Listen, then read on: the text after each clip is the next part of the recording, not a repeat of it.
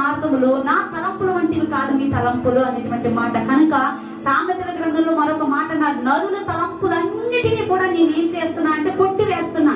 మనకు మనమే జ్ఞానవంతులు అనుకుంటాం, మనకు మనమే భక్తిపరులు, మనకు మించినటువంటి తెలివి ఎవరికి లేదనుకుంటాం. కానీ ప్రభు చెబుతున్నాడు, ఆయన మార్గంలో మనకి ఏముందంటండి, క్షేమం ఉందంట. ఆయన మార్గంలో ఏముందంటండి, నెమ్మది ఉందంట. ఇకనూ కూడా ఒకవేళ తెలియటం లేదు అని అంటే ఆయన మార్గమును మనం వెంబడించలేకపోతున్నాము, ఇంకా లోక సంబంధమైన మనస్సుతో లోకంలో ఉన్నటువంటి మార్గాలు మనము నడిచిపోతున్నాము అని అంటే ఒక్కసారి జ్ఞాపకం చేసుకోవాలి. మార్గములలో నిలిచి చూడండి.